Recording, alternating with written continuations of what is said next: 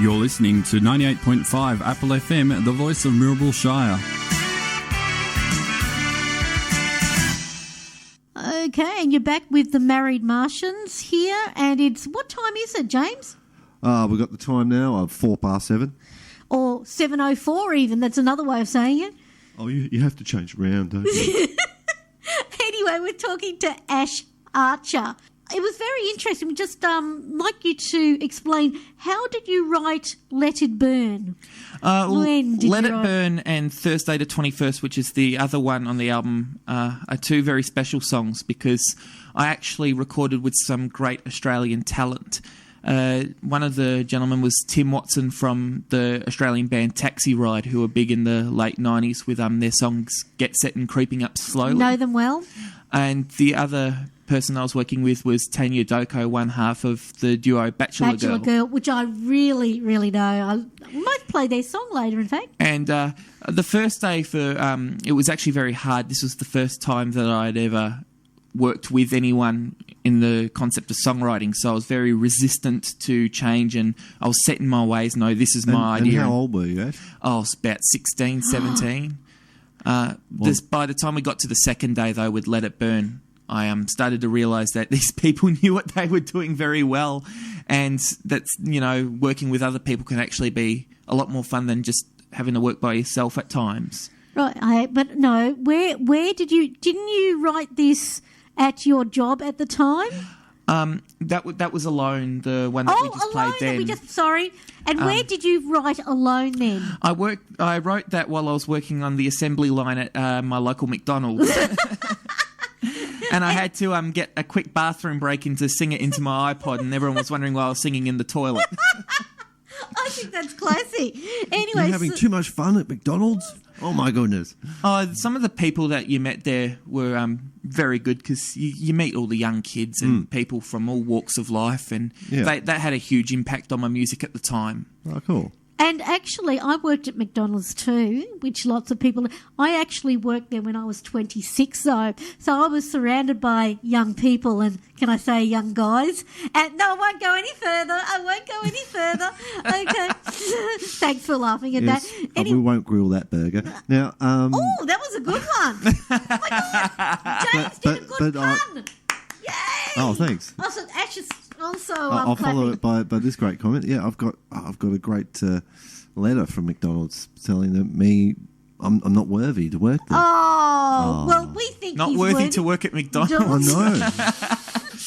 Because I wanted to work up the chain and actually maybe help them make some different food, and I don't think they don't. Did you no, actually say that at the time? They wouldn't be too open to that.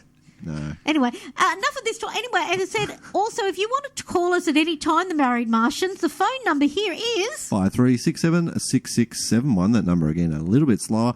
53676671. We're here every Wednesday evenings between 6 and 8. So if you're not and also doing if you anything have else, any friends out there, also spread the word about the good old Apple FM, because even if they're not in the local area, if they're overseas or if they want to listen, just tell them to Google 98.5 Apple and listen live on any tablet, you can go to any computer. applefm.com.au. If you're on the internet, you can live stream. That's anyway, right. we're going to play. This is a favourite song of yours, and apparently the next made single. Is that right? The second single off the album After Black Ice is one of the ones that I wrote with Tim and Tanya. Thursday the 21st. Thursday the 21st. Now, is Thursday the 21st a significant date for you at all? Well, I usually don't talk about these sort of things because I like my songs to be universal for everyone. Right.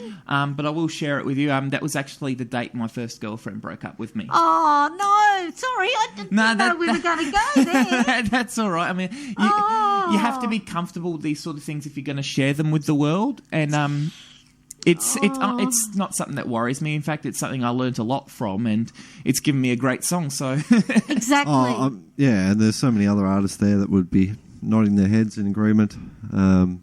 Yeah, definitely. It can be quite profitable, a good heartbreak. That's probably what most people... Let's look at Taylor Swift for that. I know. Exactly. Oh, my goodness. Yeah. But I know it is strange, though, that they always talk about her writing those songs about her exes. And yet people don't usually ask, guys when they write songs about, why they did it about their exes. So we'll ask, so why did you write that about your ex? You don't have to answer that. Well, no, that's quite all right. I think, when every kid goes through their first, girlfriend or boyfriend or... Anyway, so we all go through that first heartbreak. And for me, that was something that was particularly hit hard because I didn't quite see it coming. And we never do. You never do. So I just wrote the song, and it was one of the first songs I had wrote that was very specific about that sort of emotion. So I didn't quite expect it to last the amount of time that it did and then end up on my first album, but it did, and all these things that come out when you're writing and everything, whether you're writing anything, but especially I think a songwriter always goes for these kind of things in their history in their life. Your first major love, it is a major. Well, it's your major love. Well, I think it's very it's very important for me that my songs are relatable, and I'll be writing a song and just say it doesn't really, it's too specific or it's too vague. It doesn't quite have that basic human emotion. It's not going to make it onto my album because the songs have to be able to connect with anyone from age 6 to 60. Otherwise, I'm not achieving what I set out to achieve, which is to share my feelings and emotions and convictions with everyone around Australia and hopefully the world.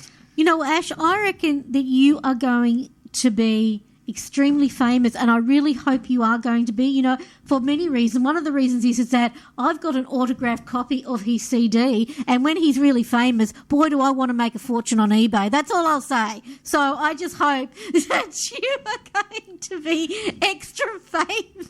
Well, I hope you make it just for the love of it, like you're doing, and my hat off to you. That was a joke, of course. Well, you got to love what you do. You got to love what you do, and you've got to, if you want to put that on eBay someday, I reckon I'll be the first person to buy it. Oh, thank you. No, but so how do people get their hands on Ash Archer's Ride Like the Wind CD? Well, that's a good question, actually. I'm glad I did at least one good question tonight, actually. It's available on iTunes, which is your major digital distributor, as well as Amazon. You can stream it on Spotify, all these major digital outlets these days. Oh, excellent. You can often see me at one of my gigs that I do, and I'll be selling them on the night. So that's when you got your copy, for example. How much you selling for? At the moment, it's about $15. You got to make a bargain at any price, but especially that. We are now going to play Thursday the 21st.